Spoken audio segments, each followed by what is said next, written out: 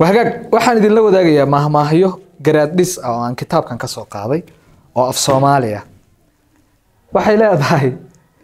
nin sabuul beertay sinsin uma baxdo waxa aad ka fahmaysaa mahmaahdan qof walba shay kasta intaad ku maalgashataad ku leedahay shay kasta xiriirka dadweynaha inta ku maalgashataad ku leedahay xiriirka kale oo ama ehelka kala dhaxeeya ama qofka la socod qof walba geed walba intaad gashatid baad ku leedahay muxuu ku yiri nin sabuul beertay sinsin uma baxdo intaad ii jirsataan ku jirsanaya hayga sugin ka badan intaad gashataan ku gashanaya dadaalkaad bixisaad mirihiisa helaysa intaad noqoto wahsada oo seexato ha sugin in adduunyada ku samaato mahmaahda kala maxay tiri dunduma ciid lagama dhaqo dundumada waa taqaaniin Soomaa bahasha uu aboor ku dhiso mahmaahdan anigu waxaan ka fahmay yani idin sheegay idinkuna waxaad ka fahanteen waa idin sheegi doontaa qofku mahmaah kale mahmaahdan taageeraysaad jirto tiraada qori walba qiiqiis buu dhahaa nina qowlkiis buu hadla qori walbana qiiqiisu baxa nina qowlkiisu hadla waxa aad tahay ma inkiri kid you are what you are dundumadu ciid bay ka samaysantahay dundumadu waxay ka samaysan tahay ciid haddaad tiraad ciid waan ka dhaqayaa ka war kama dhaqi kartid qofna wuxuusan hayna ka raadin waxa adigu taana ah inkiri cid ka mayri ka dhamale waxay yiraahdaan fartaadoo xun filiq kaaga ma hadho marka waxay muujinaysaa inaadan ka sirriigan karin waxa adigu tahay sidoo kale shayna wuxuusan hayna ka raadin karin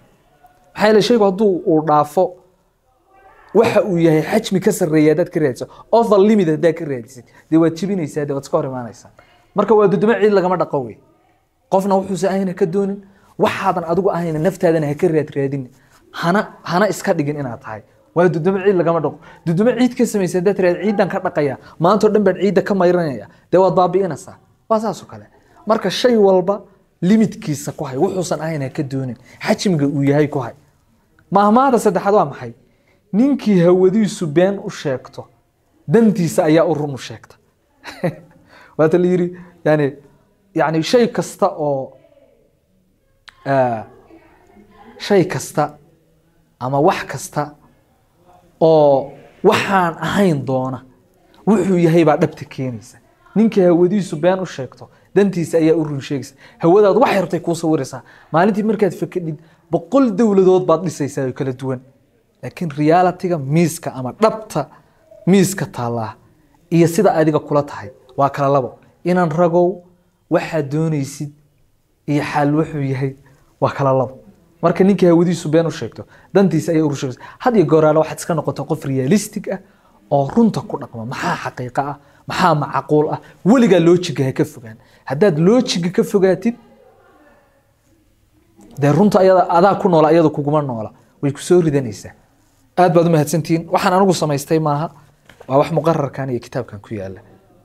haddaad adigu aqoon oo deegaankaaga laga isticmaalin dad Soomaaliyeed bay u degsan tahay isticmaasha aad baad u mahadsantiin